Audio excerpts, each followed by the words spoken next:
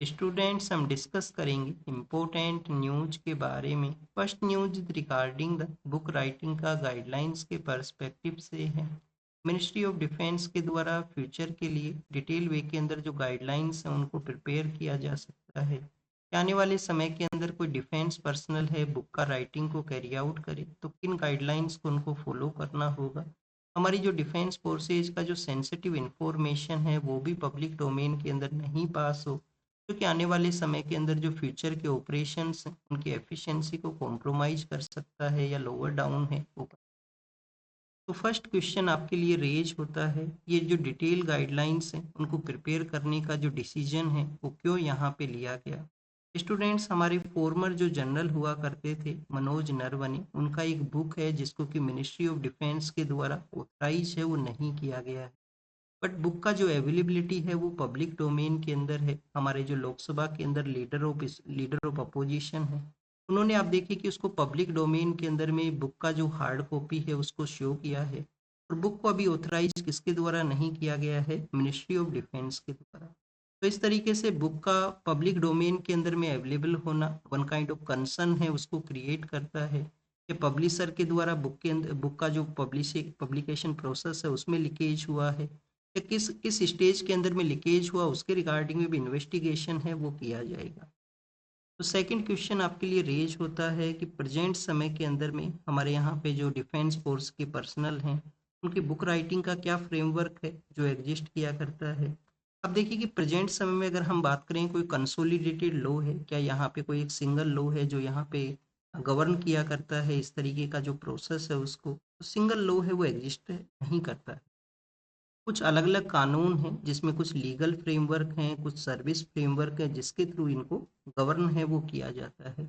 अब गवर्नमेंट का क्या प्लानिंग है, गवर्नमेंट का प्लानिंग ये है कि प्रेजेंट समय में जो एग्जिस्ट करने वाले जो लॉज हैं, पुराने वाले समय में जो फ्यूचर के रिगार्डिंग में कोई सेंसिटिव लॉ को यहाँ पे इंक्लूड करना है। स्पेशली आप देखिए कि ऑफिशियल जो सीक्रेट एक्ट है, जो सेंसिटिव इंफॉर्मेशन को पब्लिक डोमेन में नहीं पास करना है, तो इन बोथ एरियाज को मिक्स करते हुए नया जो गाइडलाइंस है उनको यहाँ पे प्रिपेयर है वो किया जाए। जब भी कोई डिफेंस पर्सनल है वो रिटायर करता है तो एज ए कॉमन सिविलियन के रूप से वो एग्जिस्ट किया करते हैं, बट उनके ऊपर में सर्विस का जो सीक्रेट इंफॉर्मेशन है, जो सेंसिटिव इंफॉर्मेशन है, वो पब्लिक डोमेन के अंदर में नहीं आए, इसलिए ऑफिशियल सीक्रेट एक्ट का यहाँ पे इंक्लूड करने के लिए प्रपोजल है वो रखा गया है। स्टूडेंट्स यूपीएससी के एग्जाम में किस तरीके से क्वेश्चन आपसे पूछा जा सकता है, तो यूपीएससी आपसे सवाल पूछ सकता है बुक के रिगार्डिंग में, क्योंकि आप देखिए कि 2016 का जो प्रीलिम्स का पेपर था उसमें यूपीएससी ने एक बुक के रिगार्डिंग में क्वेश्चन पूछा था।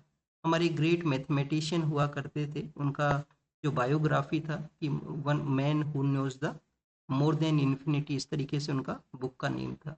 फिर आप देखिए कि 2024 के समय में हमारे जो मिनिस्टर ऑफ एक्सटर्नल अफेयर हैं उनका एक बुक है इंडियन वे, इंडिया का किस तरीके से या भारत डेट मैटर्स, इस तरीके उनका एक किताब है, तो उसके रिगार्डिंग में फिर यूपीएससी ने एक क्वेश्चन पूछा। तो हो सकता है कि आपसे यहाँ पे बुक के रिगार्डिंग में सवाल है वो। एंशंट हिस्ट्री को जब हम रीड करते हैं तो एंशंट हिस्ट्री के अंदर तो आप देखिए कि काफ़ी सारी बुक के रिगार्डिंग में क्वेश्चंस हुआ करते हैं, पर जो प्रेजेंट कंटेक्स्ट है, जो जो यहाँ पे करंट अफेयर का पार्ट है उससे रिलेटेड सवाल आपको 2 टाइम्स रिसेंट ईयर्स के अंदर में पूछे गए हैं, तो यहाँ पे भी चांसेज हैं कि कोई क्वेश्चन आपसे पूछ लिया जाए। 4 स्टार का जो 4 स्टार ऑफ डेस्टिनी है इस बुक का नाम, जो हमारे फॉर्मर जनरल हैं उनके द्वारा लिखा गया है, उसका नाम क्या है, 4 स्टार डेस्टिनी। रिसेंटली आप देखिए कि अ, एक और बुक है जो काफ़ी ज़्यादा न्यूज़ के अंदर में था, उसके रिगार्डिंग में एक पेटिशन भी फाइल हुआ था कोर्ट के अंदर में। तो बुक का नाम है मदर मेरी कम्स टू मी। मदर मेरी कम्स टू मी नाम का जो बुक है वो किसके द्वारा लिखा गया है, ये आपका होमवर्क है, कमेंट सेक्शन के अंदर आपको बताना है। नेक्स्ट एक और न्यूज़ था इस बुक के रिगार्डिंग में, जो इनसाइड पेजेस हैं वहाँ पे दिल्ली पुलिस के द्वारा, दिल्ली पुलिस का जो स्पेशल सेल है उनके द्वारा इंफॉर्मेशन टेक्नोलॉजी एक्ट के थ्रू इसको इन्वेस्टिगेट किया जाएगा। कि अनपब्लिश्ड बुक है, अभी अलाउ नहीं किया गया है, बट इसका जो कंटेंट है वो किस तरीके से पब्लिक डोमेन के अंदर में या सोशल मीडिया प्लेटफॉर्म्स के वहाँ पे अवेलेबल है। तो आप देखिए कि इन्वेस्टिगेट करने के बारे में है कि दिल्ली पुलिस इन्वेस्टिगेशन को कैरी आउट करेगा। दिल्ली पुलिस के बारे में एक फैक्ट आपको पता होना चाहिए कि हमारे यहाँ पे दिल्ली जो यूनियन टेरिटरी है वहाँ पे लेजिस्लेटिव असेंबली का इस्टेब्लिशमेंट है। बट आप देखिए कि पुलिस है, लैंड है और पब्लिक ऑर्डर है, 3 ऐसे डोमेन हैं जो वहाँ पे दिल्ली का जो लेजिस्लेटिव असेंबली का जो गवर्नमेंट है उनके डोमेन में नहीं हुआ करते हैं। तो दिल्ली जो पुलिस है वो किसके डोमेन में हुआ करती है? मिनिस्ट्री ऑफ होम अफेयर्स के अंडर में। नेक्स्ट अगर हम रीड करें स्टूडेंट्स, इंडिया और यूएस का जो डील है उसके बारे में है, तो आप देखिए कि इंडिया यूएस का डील के अंदर में जो जॉइंट स्टेटमेंट को इश्यू किया गया है, जिसके अंदर में कुछ ऐसे एरियाज हैं जिनको कि इंडियन जो डॉक्यूमेंट है उसमें नहीं इंक्लूड किया गया था। यूएस के द्वारा अपना जो डॉक्यूमेंट है उसके अंदर में उन उन एरियाज को इंक्लूड किया गया कि इनके ऊपर में इंडिया अपना जो वर्क है उसको कैरी आउट करेगा। तो आप देखिए कि कौन-कौन से ऐसे जो थिंग्स है जिनको इंक्लूड किया गया है और जिसको रिसेंटली यूएस ने ड्रॉप है वो किया है, उनको रिमूव है वो किया। तो इन्होंने यहाँ पे पल्सेज के बारे में मेंशन किया था कि यूएस से आने वाली जो पल्सेज है वो इंडिया के लिए एक्सपोर्ट होंगी। तो हमारा जो डोमेस्टिक सेक्टर है उसको इम्पैक्ट हो सकता है। एग्रीकल्चर और डेयरी का सेक्टर ऑलरेडी हमारे यहाँ पे काफ़ी ज़्यादा सेंसिटिव है, क्योंकि अदर प्लेस से अगर आप देखिए कि उनको अलाउ किया जाएगा तो हमारा डोमेस्टिक इंडस्ट्री के अंदर में डैमेज है वो हो सकता है। पल्सेज के अलावा स्टूडेंट्स एग्रीकल्चर प्रोडक्ट्स हैं, एग्रो के जो प्रोडक्ट्स हैं जिनके रिगार्डिंग में कंट्रोवर्सी भी क्रिएट हुआ है। तो ये टू टू यहाँ पे जो थिंग्स हैं, इसके अलावा डिजिटल सर्विस टैक्स है, इसके अलावा डिजिटल सर्विस टैक्स है। तो स्टूडेंट्स 500 बिलियन जो यूएस डॉलर जो कि इन्वेस्ट करने के लिए या वहाँ से आने वाला जो ट्रेड है जिसको परचेज करने का कमिटमेंट कहा गया था कि इंडिया ने ये कमिटमेंट को शो किया है। तो इन 4 ऐसे एरियाज हैं जिनको कि जॉइंट स्टेटमेंट से रिमूव किया है यूएस के द्वारा, जो उन्होंने इंडिया के स्टेटमेंट में नहीं मेंशन था, यूएस ने अपने ही स्टेटमेंट में उसको मेंशन है वो किया। यूपीएससी के एग्जाम से रिलेटेड क्या बेसिक इन्फॉर्मेशन आपको पता होना चाहिए? आपको जानकारी होना चाहिए एक तो यूएस के बारे में कि इंडिया का जो एक्सपोर्ट डेस्टिनेशन है उसके लिए one of the important place है यूएस। वहाँ पे हमारा काफ़ी सारा जो एक्सपोर्ट है वो कैरी आउट होता है, चाहे वो टेक्सटाइल का एक्सपोर्ट हो, टेक्सटाइल के अलावा आप देखिए कि जो मेरीन प्रोडक्ट्स हैं उनका एक्सपोर्ट हो, ऑर्नामेंट्स हैं, ज्वेलरीज हैं, उनका भी आपको एक्सपोर्ट यूएस के लिए, और फार्मास्यूटिकल भी। ये कुछ ऐसे टॉप एरियाज हैं जिनका लार्जर वे के अंदर में यूएस के लिए जो प्रोडक्ट्स हैं वो जाया करते हैं। यूएस अथॉरिटीज ने अब देखिए कि इंडियन प्रोडक्ट्स के अगेंस्ट में 50% का जो टैरिफ है उसको इम्पोज किया था। 25% जो टैरिफ है एज ए रेसिप्रोकल वे के थ्रू, तो 25% जो टैरिफ है एज ए पेनल्टी के रूप से कि इंडिया जो है रसिया के साथ में जो ऑयल परचेज है उसको कैरी आउट करता है। तो स्टूडेंट्स 50% हमारे यहाँ पे टैरिफ लगने की वजह से हमारे जो प्रोडक्ट्स हैं यूएस के अंदर में उनका अवेलेबिलिटी है वो इजी नहीं था। इन अदर कंट्रीज के साथ में हमारा कंपटीशन है, जैसे हम जब टेक्सटाइल के बारे में रीड करते हैं तो हमारा जो कंपटीशन है वो बांग्लादेश के साथ में है, कंबोडिया के साथ में है। तो अब देखिए वहाँ के जो प्रोडक्ट हैं वो यूएस के मार्केट के अंदर में लार्जर वे के अंदर अवेलेबल है वो होने लगे। तो इस तरीके से हमारे प्रोडक्ट्स हैं उनका जो वहाँ पे परचेजिंग जो परसेंटेज है वो डिक्लाइन हुआ, इस तरह एक्सपोर्ट को भी इम्पैक्ट किया। हमारी कंट्री ने क्या डिसीजंस लिए, हमारा जो ट्रेड है उसको डाइवर्सिफाई करने के डिसीजंस लिए गए कि किसी एक कंट्री के ऊपर हम डिपेंड ना हो, मोर कंट्रीज के साथ में हमारा इंगेजमेंट है कैरी आउट हो। जैसे कि हमने यूरोपियन यूनियन की जो कंट्रीज हैं उनके साथ में आप देखिए कि जो ट्रेड डील है उसको यहाँ पे नेगोशिएट किया है, आने वाले समय में वो एग्जिस्टेंस में आएगा। यूरोपियन फ्री ट्रेड एसोसिएशन के जो 4 कंट्रीज हैं उन्होंने उनसे ऑलरेडी हमारा डील है वो एग्जिस्टेंस में आ चुका है। तो स्टूडेंट्स न्यूजीलैंड है, ओमान है, ये ऐसे कुछ कंट्रीज हैं जिन्होंने हमने कंटिन्यूस जो डील किया है वहाँ पे हमारा मोर एक्सपोर्ट है वो हो सके। अब यूएस का अथॉरिटीज ने क्या डिसीजन लिया कि जो 50% का जो टैरिफ है उसको रिड्यूस करते हुए 18% कर दिया जाएगा, और कुछ कुछ यहाँ पे कंडीशंस हैं वो बताए गए थे। रसिया के साथ में आप ऑयल परचेज को भी रिड्यूस करोगे। लास्ट मंथ के दौरान में हमारा ऑयल परचेज है वो रिड्यूस हुआ था, बट आप देखिए कि रसिया के साथ में भी हमारा रिलेशन है वो काफ़ी बेटर है। एनुअल बेसिस के ऊपर हमारे लीडर्स हैं एक दूसरे के वहाँ पे विजिट करते हैं। तो रसियन जो मिनिस्टर्स हैं वहाँ का जो पॉलिटिकल अथॉरिटी है उन्होंने भी इसके रिगार्डिंग में कंसर्न को रेज किया कि यूएस और इंडिया के जो रिलेशंस स्ट्रेंथन होते हैं तो उसमें इंडिया और रसिया के जो रिलेशंस है उसमें डिक्लाइन है वो नहीं होना चाहिए। कि राजा मोहन जो कि फॉरेन पॉलिसी, इंटरनेशनल रिलेशन के जो जो अफेयर्स हैं उनके बारे में लिखा करते हैं इंडियन एक्सप्रेस के अंदर में। तो उन्होंने आप देखिए कि कल का ही जो न्यूज़पेपर है उसमें एक राइटिंग लिखा था कि प्रेजेंट समय में जब हम फॉरेन पॉलिसी के बारे में डिस्कस करते हैं तो इकोनॉमिक पॉलिसी है वो भी फॉरेन पॉलिसी का यहाँ पे पार्ट है। तो इकोनॉमिक पॉलिसी को देखते हुए आप देखिए कि इस तरीके से फॉरेन पॉलिसी किसी अदर कंट्री का इंटरवेंशन है, उनके द्वारा डायरेक्शन इशू किया गया कि आपके द्वारा वहाँ से ऑयल परचेज करना है, वहाँ से रिड्यूस करना है। तो आप देखिए कि इस तरीके से इंटरकनेक्टेड जो वर्ल्ड है, जो मल्टीपोलर वर्ल्ड है, उसके अंदर में जो कनेक्टिविटी है वो आपको मिलेगा और इकोनॉमिक पॉलिसी है जो भी यहाँ पे फॉरेन पॉलिसी का पार्ट है। ये आप आईआर के, अगर आप पीएसआईआर के स्टूडेंट हो तो आपके लिए ये जो स्टेटमेंट है वो इम्पोर्टेंट है। आपसे क्वेश्चन है वो भी पूछा जा सकता है। नेक्स्ट अगर हम बात करें स्टूडेंट जम्मू एंड कश्मीर के, वहाँ पे जो स्नोफॉल है उसके बारे में बताया गया है कि स्नोफॉल का कंडीशन है वो डेवलप हुआ है फिर से वहाँ पे। अब देखिए कि फरवरी के समय से ही, फरवरी के मंथ के अंदर ही जो टेम्परेचर है वो राइज किया है नॉर्दर्न पार्ट ऑफ इंडिया के अंदर में। तो स्टूडेंट जो समय से पहले प्री मेच्योर वे के अंदर में टेम्परेचर अगर राइज करता है तो क्या है, क्रॉप का जो प्रोडक्शन है उसको इम्पैक्ट करेगा। यस स्टूडेंट्स, क्रॉप का जो प्रोडक्शन है उसको इम्पैक्ट होगा क्योंकि अर्लियर आप देखिए कि वहाँ पे क्रॉप का राइपनिंग प्रोसेस होगा, जिस तरीके से ग्रेन का जो प्रोडक्शन होना था वो नहीं होगा और आपको प्रोडक्शन के अंदर में जो रिडक्शन है वो देखने के लिए मिलेगा। सेकंड आप देखिए कि ये जो क्लाइमेट चेंज की वजह से, क्लाइमेट चेंज का ये इम्पैक्ट है कि वेदर प्रोसेस के अंदर में यहाँ पे चेंज होना और डिफरेंट डिफरेंट जो फैक्टर्स हैं वो भी यहाँ पे रोल हैं वो प्ले करते हैं। कल हम क्लाइमेट चेंज के बारे में जो साइंस एंड टेक्नोलॉजी का जो पेज था वहाँ पे एक न्यूज मेंशन था कि हमारा जो इकोलॉजिकल जो पर्सपेक्टिव है उसके अंदर में भी आप देखिए कि कलर जो चेंज है वो होने लगा है।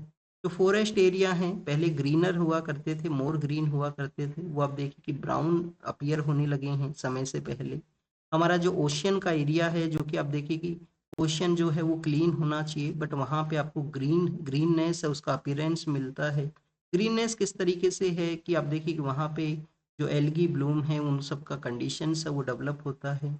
जो हमारे मैंग्रोव फॉरेस्ट हैं या आप देखिए कि जो अदर अदर थिंग्स हैं जो ओशियन के अंदर में, उनकी रिगार्डिंग में भी आपको चेंजेज हैं वो ऑब्जर्व होगा। ये सभी क्लाइमेट चेंज का यहाँ पे पार्ट है। क्लाइमेट चेंज के ही रिगार्डिंग में हमने एक ग्लेशियर के बारे में रीड किया था कुछ दिनों पहले, एक ग्लेशियर के बारे में रीड किए थे कि जो आर्कटिक का जो सॉरी अंटार्कटिक का जो रीजन है वहाँ का जो वेस्टर्न पार्ट के अंदर में एक लार्जर ग्लेशियर है जिसको कि डूम्सडे ग्लेशियर के नाम से जानते हैं। तो ग्लेशियर का जो नाम है वो आपको कमेंट सेक्शन के अंदर बताना है, आपका होमवर्क है। क्यों बताना है, क्योंकि हो सकता है यूपीएससी उस टर्म को मेंशन कर दे, दो तीन टर्म वहाँ पे मेंशन कर दिए जाएं और क्वेश्चन पूछ लिया जाए कि ये जो टर्म है वो न्यूज के अंदर में थी किससे रिलेटेड है, क्या ये ग्लेशियर हैं, क्या ये यहाँ पे कोई इक्विपमेंट्स हैं, क्या कोई मिसाइल्स हैं। तो ऐसे आपसे सवाल पूछता है यूपीएससी प्रीलिम्स के पेपर के अंदर में। बांग्लादेश के वहाँ पे इलेक्शन है वो कंडक्ट होंगे तो आप देखिए कि लार्जर नंबर ऑफ वोटर्स हैं वो वोटिंग को वहाँ पे कैरी आउट करेंगे। बांग्लादेश का जो पॉपुलेशन है वो काफ़ी लार्जर नंबर्स के अंदर में है, 12.7 करोड़ के आसपास वोटर्स हैं वो बताए गए हैं। और हाई रेट ऑफ वोटर्स का जो टर्नआउट है उसको एक्सपेक्ट भी किया गया है कि लार्जर नंबर के अंदर में वोटर्स का जो टर्नआउट है वो रहेगा। क्या स्टूडेंट्स यहाँ पे गवर्नमेंट को इलेक्ट करने के रिगार्डिंग में ही वोटिंग रहेगा या किसी अदर प्रोसेस के लिए भी? तो आप देखिए कि जो 2024 के समय में जो जुलाई रिवॉल्यूशन हुआ था, ये जुलाई का जो ये इसको जो अपराइजिंग बोला करते हैं, तो जुलाई का जो रिवॉल्यूशन है, जुलाई का जो अपराइजिंग है उसके रिगार्डिंग में एक रेफरेंडम भी कैरी आउट होगा। एक रेफरेंडम भी कैरी आउट होगा जिसमें यस एंड नो के थ्रू वहाँ पे रिप्लाई करना है बांग्लादेश के जो सिटीजन्स हैं उनको वहाँ पे। नेक्स्ट आप देखिए कि 2024 के समय वहाँ पे अपराइजिंग होता है, फिर वहाँ पे एक इंटरिम गवर्नमेंट कॉन्स्टिट्यूट हुआ और अब आप देखिए कि 1.5 ईयर के बाद में वहाँ पे इलेक्शंस हैं वो कंडक्ट हो रहे हैं। इंटरिम गवर्नमेंट का रेस्पॉन्सिबिलिटी था कि जो सोसाइटी में डिवाइड है उसको रिड्यूस किया जाए, बट कंटिन्यूस आपको मिलेगा कि वहाँ पे माइनॉरिटी कम्युनिटी के जो सेक्शन से बिलोंग करने वाले लोग हैं उनके ऊपर अटैक किया गया है। वहाँ पे मोब का रूल था, स्ट्रीट्स के अंदर में कयोस का सिचुएशन था बांग्लादेश में और इंडिया के रिलेशंस भी आप देखिए कि डिक्लाइन हुए हैं बांग्लादेश के साथ में। नेक्स्ट अगर हम बात करें स्टूडेंट्स, बांग्लादेश जैसे कभी बेगम्स का बैटल ग्राउंड के रूप से कंसिडर किया करते थे क्योंकि वहाँ पे आप देखिए कि जो शेख हसीना है, खालिदा जिया हैं, उनका बेसिकली आप देखिए कि जो यहाँ पे बैटल हुआ करता था पावर को गेन करने के रिगार्डिंग में। खालिदा जिया वहाँ का फर्स्ट वुमेन जो पॉलिटिकल लीडर हैं वो बनते हैं, जिनका भी रिसेंटली डेथ हुआ है। शेख हसीना इंडिया के अंदर में है, क्योंकि वहाँ पे जुलाई रिवॉल्यूशन के बाद में उनका इंडिया के लिए जो आना हुआ है। ये कुछ बेसिक इन्फॉर्मेशन हमने डिस्कस किया है। नेक्स्ट अगर हम बात करें, हमारा जो लिंकेज है उसको शो करता है, ट्रेड लिंक्स है उनको ये शो करता है। इजिप्ट के वहाँ पे आप देखिए कि एक टॉम एरिया के अंदर में हमारा जो इंडियन लैंग्वेज है उसके इंस्क्रिप्शंस का प्रेजेंस है वो हुआ है। कौन कौन सा लैंग्वेज वहाँ पे मिला है? एक तो तमिल, जो तमिल ब्राह्मणी लैंग्वेज है, तमिल ब्राह्मी लैंग्वेज है। इसके अलावा आप देखिए कि प्रकृत लैंग्वेज है, प्रकृत लैंग्वेज है, संस्कृत लैंग्वेज है। तो उसका वहाँ पे जो प्रेजेंस है वो देखने के लिए मिला है। वहाँ के इंस्क्रिप्शन के अंदर में जो शो करता है कि ट्रेड लिंक्स हैं जो एग्जिस्ट किया करते थे। इंडस वैली सिविलाइजेशन के बारे में जब हम रीड करते हैं तो आप देखिए कि इंडस वैली सिविलाइजेशन में जो सील्स है उनका एक इम्पोर्टेंस हुआ करता है, तो उसके भी सील हैं अदर सिविलाइजेशंस के वहाँ पे मिला करते हैं, वो शो करते हैं कि उस दौरान में जो ट्रेड लिंक्स हैं वो हुआ करते थे। 1 सेंचुरी से लेकर 3rd सेंचुरी का जो समय है उस दौरान के ये यहाँ पे जो इंस्क्रिप्शन है, राइटिंग्स हैं, उसको ये बताता है, लिंकेज को ये शो करता है। अब देखिए कि एक मौसम जो वर्ड जो हम यूज किया करते हैं, मौसम जो वर्ड जो हम यूज किया करते हैं, ये वर्ड भी वेस्टर्न पार्ट से ही है। जब साउथ वेस्टर्न जो हमारे यहाँ पे जो विंड्स हैं वो इंडिया के लिए आया करते हैं, तो उस समय जो वेस्ट एशिया के जो जो ट्रेडर्स हैं वो इंडिया को माइग्रेट है वो किया करते हैं। तो ये मौसम वर्ड है वो वहाँ से ही ओरिजिनेट करता है कि जो मानसून का जो विंड्स हैं वो जिस तरीके से डायरेक्शन में फ्लो करते हैं, तो वेस्ट एशियन जो ट्रेडर्स हैं वो इंडिया के लिए इस तरीके से अपना जो नाव है, बोट है, उसके थ्रू आया करते हैं। नेक्स्ट अगर हम बात करें स्टूडेंट्स, म्यूजिकल पाथ के बारे में बताया गया है, तो मुंबई के वहाँ पे कोस्टल रोड को म्यूजिकल पाथ के रूप से डेवलप किया गया है, जहाँ पे जय हो जो सॉन्ग है उसको बेसिकली चलाया गया। तो एग्जाम के लिए ज़्यादा कुछ इम्पोर्टेंट नहीं है, बस आपको ये पता होना चाहिए कि हमारे कंट्री के अंदर में जो पैदल चलने वाले जो लोग हैं, पेडेस्टेरियंस हैं, उनके रिगार्डिंग में एक प्रॉपर डिमार्केशन होना चाहिए, उनको ज़्यादा इम्पैक्ट है वो नहीं होना चाहिए, क्योंकि रोड एक्सीडेंट्स के अंदर में आप देखिए कि लार्जर वे के अंदर में जो विक्टिम हुआ करते हैं, जिनको कैजुअलिटी होती है, वो पेडेस्टेरियन जो पर्सन है, जो पैदल जो चला करते हैं, या ऐसे पर्सन जो टू व्हीलर के ऊपर में हैं, उनको लार्जर वे में कैजुअलिटीज़ हैं वो मिला करती हैं। तो समय के साथ में इनको इम्प्रूव करने का ज़रूरत है रोड सेफ्टी के रिगार्डिंग में, और यहाँ पे जो इम्प्रूवमेंट का जो ज़रूरत है वो ये है कि इस तरीके के जो म्यूजिकल पाथ हैं हमारे कंट्री के अलग पार्ट्स के अंदर में भी डेवलप हों। फिर आप देखिए कि स्टूडेंट्स करप्ट प्रैक्टिस के बारे में यहाँ पे बताया गया। करप्ट प्रैक्टिस बेसिकली क्या है? रिप्रेजेंटेशन ऑफ पीपल्स एक्ट का जो section, representation of people's act 1951 का जो सेक्शन 123 है, उसके अंदर में कुछ ऐसी प्रैक्टिस के बारे में मेंशन है, अगर उनको कैरी आउट किया गया तो आपका जो इलेक्शन है उसको नल एंड वॉइड है वो डिक्लेयर किया जा सकता है। कैसा ये प्रैक्टिस है? आपके द्वारा कैश का यूज किया जाए डायरेक्टली, आप देखिए उसका रिकॉर्ड हो कि आपने कैश का यूज किया है, वोटर्स को अपने अपना जो वोटिंग करने के लिए वोटर्स को कैश दिया गया है, ब्राइबरी आपके द्वारा दिया गया है, इन्फ्लुएंस करने का कोशिश किया गया, फॉल्स इंफॉर्मेशन को बता दिया गया, या किसी तरीके से सोसाइटी में डिवाइड करने का आपने कोशिश किया है, एनिमिटी है उसको क्रिएट।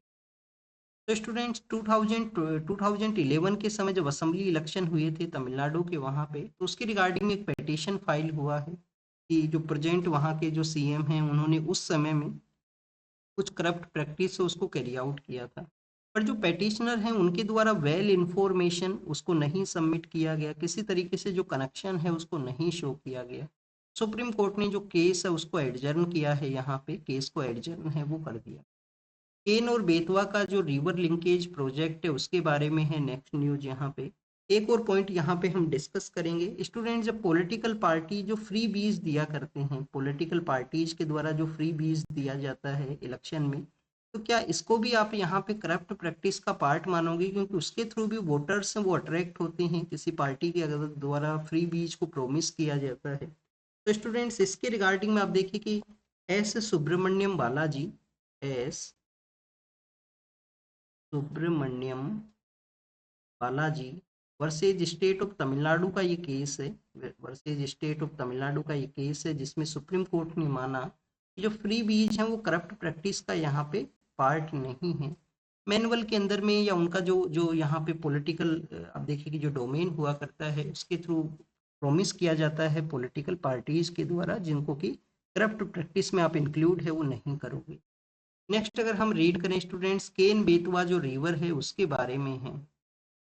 केन बेतवा रिवर को इंटरलिंक करना है तो उसमें आप देखिए कि जो रिहेबिलिटेशन प्रोसेस है वहाँ पे प्रोटेस्ट हुआ, प्रोटेस्ट कुछ वायलेंट है वो देखने के लिए मिला है। छतरपुर का जो एरिया है वहाँ पे एग्जाम के लिए क्या इंपॉर्टेंट है, ये जो रिवर इंटरलिंकिंग प्रोजेक्ट है उसके बारे में आपको पता होना चाहिए। केन और बेतवा बोथ रिवर हैं, वो यमुना का ट्राइब्यूटरी हैं, यमुना का ट्राइब्यूटरी हैं। यमुना को अलग अलग प्लेसेस के ऊपर में ये ज्वाइन करते हैं। और इस जब रिवर्स को लिंक किया जाएगा तो जो पन्ना नेशनल पार्क, पन्ना जो टाइगर रिजर्व है, पन्ना टाइगर रिजर्व से आप देखिए कि समरजेंस का भी एक कंसर्न था कि पन्ना जो टाइगर रिजर्व है वहाँ पे जो समरजेंस है वो क्रिएट होगा, जो वाइल्ड लाइफ है उसको इम्पैक्ट होगा। जो बेतवा रिवर है वो आप देखिए कि बुंदेलखंड से पास करती है, केन जो है उसके नियर बाई एरियाज से पास करती है। और यूपीएससी ने 2016 के समय एक क्वेश्चन पूछा था, कुछ प्लेसेज आपको मेंशन कर दिए गए थे और बता दिया गया था कि ये क्या बुंदेलखंड से बिलोंग करता है, भागेलखंड से ये कोई अदर प्लेस मेंशन कर दिया गया। तो ऐसे आपसे यूपीएससी क्वेश्चन है वो पूछ सकता है। तो आप देखिए कि बुंदेलखंड एरिया में जो वाटर का जो क्राइसिस है उसको डील करने के लिए रिवर इंटरलिंकिंग प्रोजेक्ट किया गया। केन के अंदर में जो वाटर है वो सरप्लस के अंदर में है, बेतवा के अंदर में जो वाटर है वो डेफिसिट के अंदर में है, तो सरप्लस वाटर को डेफिसिट के अंदर में ट्रांसफर है वो किया जाए। समरजेंस का कंसर्न है पन्ना टाइगर रिजर्व के वहां पे। और बोथ किसका ट्राइब्यूटरी है, बोथ ट्राइब्यूटरी है यमुना का। फिर आप देखिए कि आसाम के जो चीफ मिनिस्टर हैं उनके बारे में है, उनके रिगार्डिंग एक पिटीशन फाइल हुआ है।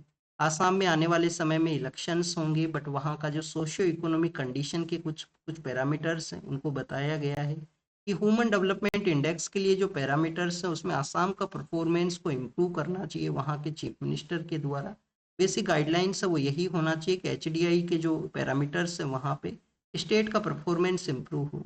बट एक पॉलिटिकल फिलोसफी भी यहाँ पे बताया गया है, पॉलिटिकल फिलोसफी के बारे में डिस्कशन है कि जो पॉलिटिकल लीडरशिप है, आप देखिए कि डिवाइड एंड रूल का जो कॉन्सेप्ट जो कि हम कॉलोनियल एरा के समय रीड करते हैं, one kind of fear, fear को भी यूज किया जाता है सोसाइटी के अंदर में लार्जर पर्सन्स को अपनी तरफ अट्रैक्ट करने के लिए।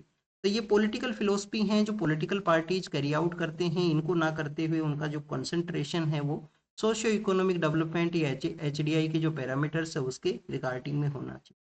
नेक्स्ट आप देखिए कि अमीश देवगन जो कि एक न्यूज एंकर हैं, उनके रिगार्डिंग में केस में सुप्रीम कोर्ट ने जो गाइडलाइंस दिया था, अमीश देवगन हैं, तहसीन पूनावाला हैं, तहसीन पूनावाला हैं। तो इन केसेस में जो गाइडलाइंस दिया गया है कि सोसाइटी में डिवाइड नहीं क्रिएट करना है अगर आप कॉन्स्टिट्यूशनल पोस्ट को कैरी आउट करते हो, जो हमारे कॉन्स्टिट्यूशनल वैल्यूज हैं उनको आपको प्रमोट करना है। तो आप देखिए कि सीएम का भी रिस्पॉन्सिबिलिटी है उनको ये यहाँ पे कैरी आउट करें। फिर टैक्स पेयर के बेस के बारे में है कि जो डायरेक्ट टैक्स है उसका जो बेस है वो हमारे यहाँ पे इंक्रीज हुआ है, उसके बारे में मेंशन किया गया है। अब देखिए कि लास्ट 10 ईयर के दौरान का ये कंपैरिजन है जिसमें परमानेंट अकाउंट नंबर, ये कुछ हमारे ऐसे इनिशिएटिव्स हैं जिसके रिगार्डिंग में आप देखिए कि एडमिनिस्ट्रेटिव एफिशिएंसी शार्प राइज हुआ है टैक्स पेयर्स का यहाँ पे, तो उस नंबर्स को बताया गया।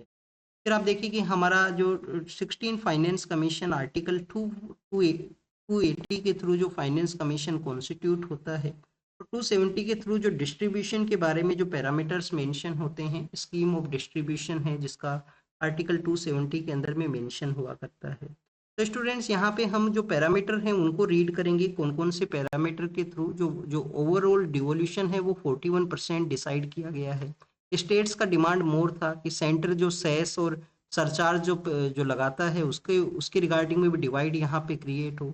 जो ओवरऑल डिवोल्यूशन है वो यहाँ पे 50% कर दिया जाए। किसी स्टेट का डिमांड था कि 45 से लेकर 48% है वो यहाँ पे रही। ओवरऑल अगर हम पैरामीटर्स के बारे में देखें, हॉरिजॉन्टल डिस्ट्रीब्यूशन के बारे में जिनसे रिलेटेड यूपीएससी है वो क्वेश्चन आपसे पूछता है, तो आप देखिए कि फर्स्ट यहाँ पे क्राइटेरिया है इनकम और डिस्टेंस का, इनकम और डिस्टेंस का। इनकम डिस्टेंस जो 15 फाइनेंस कमीशन था उसमें 45% था, यहाँ पे इम्प्रूव करके कितना कर दिया गया, इसको रिड्यूस किया गया है, 42.5% है वो कर दिया गया है। तो ये 15 फाइनेंस कमीशन, ये 16 फाइनेंस कमीशन। सेकेंड आप देखिए कि 2011 का जो पॉपुलेशन है, 2011 का जो पॉपुलेशन है उसके रिगार्डिंग में इम्प्रूवमेंट हुआ है। पहले 15% इसको वेटेज हुआ करता था, जिसको कि 17.5% वेटेज किया गया है। एरिया जिसको कि लार्जर वेटेज दिया जाता था, पहले 15% इसका वेटेज था, जिसको रिड्यूस करते 10 कर दिया गया। फॉरेस्ट आप देखिए कि फॉरेस्ट प्रेजेंस भी होना चाहिए, जिसको पहले 10% था, उसका सेम यहाँ पे 10% है, वो रखा गया है। डेमोग्राफिकल जो यहाँ पे आप देखिए कि ऑपरेशनल है, डेमोग्राफिकल जो परफॉर्मेंस है वो किस तरीके से रहा है, स्टेट का डेमोग्राफी का जो परफॉर्मेंस है वो कैसा रहा है। तो पहले इसको 12.5% है वो दिया गया था, जिसको रिड्यूस करते हुए 10 किया गया। टैक्स इफेक्ट कि टैक्सेशन कितना वहां पे हुआ करता है, तो टैक्स इफेक्ट नाम का एक पैरामीटर था जो पहले था 2.5, अब उसको नल कर दिया गया है, ये नहीं है प्रेजेंट समय के फाइनेंस कमीशन के द्वारा। और जीडीपी के अंदर में जो कंट्रीब्यूशन है वो पहले यहाँ पे नहीं हुआ करता था, अब इसको इंक्लूड किया गया है, 10 जो वेटेज है वो दिया गया है। तो ये आपको पता होना चाहिए, पैरामीटर्स के बारे में यूपीएससी आपसे सवाल पूछ सकता है। मणिपुर के जो नए सीएम हैं वो कॉन्फ्लिक्ट अफेक्टेड एरिया के अंदर में उनका विजिट हुआ है, सोसाइटल डिवाइड को रिड्यूस करने का वो कोशिश किया गया है। और जो क्लाइमेट एक्टिविस्ट है उनके रिलीज के बारे में यहाँ पे मेंशन है कि सेंटर ने कहा अभी उनको रिलीज नहीं किया जा सकता हेल्थ ग्राउंड्स के ऊपर में। वंदे मातरम को प्ले किया जाएगा नेशनल एंथम से पहले। वंदे मातरम किनके द्वारा लिखा गया है, बंकिम चंद्र चट्टोपाध्याय के द्वारा लिखा गया है। और आप देखिएगा आनंद मठ के अंदर में इसका अपीयरेंस होता है, बट आनंद मठ से पहले भी इसका जो अपीयरेंस है एक डिफरेंट जो मैगजीन है उसके अंदर में हुआ था, वो कौन सा मैगजीन था उसके बारे में आपको कमेंट सेक्शन के अंदर बताना है, वो भी आपका होमवर्क है। एयरक्राफ्ट एक्सीडेंट इन्वेस्टिगेशन ब्यूरो जो कि सेपरेट एजेंसी है, जो कि एविएशन सेक्टर के एयरक्राफ्ट को इन्वेस्टिगेट करता है, एविएशन सेक्टर के जो एक्सीडेंट्स हैं उनको। तो उन्होंने अपना रिपोर्ट देने के लिए टाइमिंग बताया गया है कि आने वाले समय में वो रिपोर्ट को सबमिट करेंगे। नेक्स्ट आप देखिए कि यहाँ पे कनाडा के बारे में है कि वैनकूवर के वहाँ पे शूटिंग हुआ, ऐसा ही एक इंसिडेंट थाईलैंड के वहाँ पे भी आया है, स्कूल के अंदर में जो शूटिंग का। तो कुछ कंट्रीज के रिगार्डिंग में कंसर्न है कि कैसे चाइल्ड जो हैं उनके उनका जो चाइल्डहुड के अंदर में ही ऐसा मास लेवल के ऊपर जो शूटिंग को वो कैरी आउट करते हैं। फिर यूक्रेन के बारे में है, यूक्रेन के वहाँ पे जो कैजुअलिटीज हैं जो कंटिन्यूस न्यूज के अंदर में है। और आर्कटिक सेंट्री नाम से एक मिशन को लॉन्च किया गया है, जो ग्रीनलैंड क्राइसिस के बाद में नाटो के द्वारा, नॉर्थ अटलांटिक ट्रीटी ऑर्गेनाइजेशन के द्वारा, जो कुछ कंट्रीज का ये ग्रुप है। फिर आप देखिए कि श्रीलंका के वहाँ पे है, श्रीलंका के वहाँ पे जो मास लेवल पे जो किलिंग हुआ था, मॉब किलिंग 2022 का, उसके रिगार्डिंग में कुछ डेथ सेंटेंस है वो दिया गए हैं यहाँ पे। और बांग्लादेश के इलेक्शन के बारे में बताया गया, ईरान के एग्रेशन के बारे में है कि ईरान का जो सिचुएशन है उसके बारे में वहाँ के पॉलिटिकल लीडर के द्वारा। नेक्स्ट अगर हम बात करें बांग्लादेश को जिस तरीके से कंसेशन मिले हैं कि यूएस का वो कॉटन को परचेज करेंगे, 0% का जो टैरिफ है वो अप्लाई रहेगा, तो इंडिया भी इस तरीके से जो डील है, जो नेगोशिएशन है उसको कर सकता है। तो ये बेसिकली एक पॉसिबिलिटी है, उसको बताया गया। This is all the information related to the today's newspaper. आप इसको रीड कीजिए, रिवाइज कीजिए, जो भी इंफॉर्मेशन आपको मिला है उसको नोट डाउन कीजिए। Thank you students, thank you very much.